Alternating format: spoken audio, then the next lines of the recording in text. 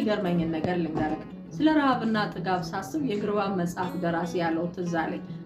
ምን ይላል መሰለ? ራስ ሲሞላ ወደ ላይ፣ ሆድ ሲሞላ ወደ ታች ይስባል ይላል። እውነቱን ነው። አንዳንድ ጊዜ ራስ ሲሞላ ቀና ነው የምትለው፣ ብርሃን ነው የምታየው፣ ማስተዋል ነው የምትጀምረው። ሆድ ሲሞላ ግን መሬት ነው የምታየው፣ ወደ መሬት ታጎነብሳለህ እና ስጋዊ ፍጥረት ነገሮች ሸክም ሁሉ ወደ መሬት ይሆናል፣ ጨለማ ነው የምታየው እና የማስተዋል ነገርክም ይቀንሳል።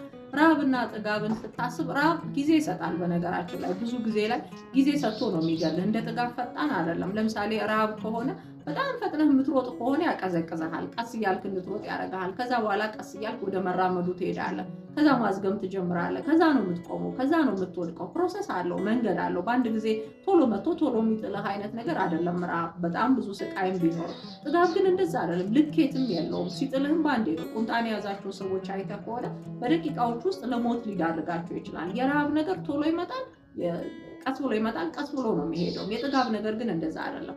በጣም ቶሎ ነው የሚመጣው፣ በጣም ቶሎ ነው ይዞህም የሚሄደው እና ረሃብና ጥጋብ አይቻልም። አባቶቻችን በምን ይመስሉታል መሰለህ?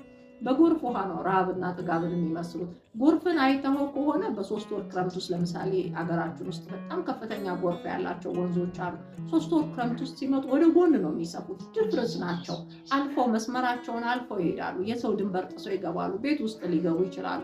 አልፎ ተርፎም ደግሞ ትላልቅ ግንዶችን ገንድ ሰው ሁሉ ይዘው ሲሄዱ ታያለህ እና ጎርፍን ልትከላከለው አትችልም፣ ልትቀንሰውም አትችልም። ማድረግ የምትችለው ምንድነው? ዝም ብለህ ቆመህ ነው የምታየው። ብዙ ጊዜ አይተህ ከሆነ ሰዎች ከጎርፉ ዳርና ዳር ቆሞ አካሄዱን አወራረዱን በትዝብት አይን ሲያዩት ታያለህ። ጎርፍ አትጠቀምበትም አይደለ? ድፍርስ ነው። ለምንም ነገር መጠቀም አትችልም። መንገዱን ልታግደውም አትችልም። ይዞህ ነው ጠራርጎ የሚሄደው እና ጎርፍ በጥጋብ ይመሰላል። ጥጋበኞች እንደዛ ናቸው። አትከላከላቸውም። ይዘውክ ሊሄዱ ስለሚችሉ፣ ሊያጠፉ ስለሚችሉ ልታስቆማቸውም አትሞክርም። አንዳንድ ጥጋቦች የሚቆሙ አይደለም። ጊዜ እስካላበረዳቸው ድረስ ጥጋበኞች በዚህ ሁኔታ ላይ አይቆሙልህም። መስመር ያልፋሉ። አይታቸው ከሆነ ድንበርህን ያልፋሉ።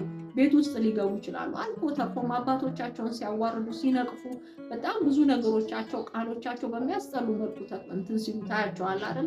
ልክ እንደዛ ማለት ነው። እንደ ጎርፉ ሲነቅሉ አይተህ ታውቃለህ። በጣም ብዙዎቹን የሀገር ዋርካ የሚባሉ ሰዎችን ጥጋበኞች ሰዎች በማያደርስ መልኩ ይነቅሏቸዋል። ጎርፉም እንደዛ ነው የሚያደርገው። ትላልቅ ዛፎችን ሊነቅልና ይዞ ሊሄድ ይችላል እና ጎርፍን የሚከላከለው ጊዜ ነው። በጊዜው ሂደት ይጠራል። አይተው ከሆነ ሲጠራ አንተም መደሰት ትጀምራለህ። እንደ ጎርፉ አትፈራውም። ውስጥ ገብተህ መጠቀም ትጀምራለህ።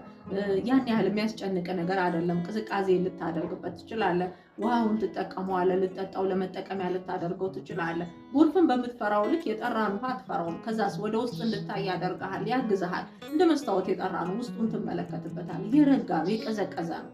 ልክ እንደዛ ነው ሰዎችም ልዩነታቸው። ጥጋብ ሲሆን ግን እንደ ጎርፉ እያጋሸ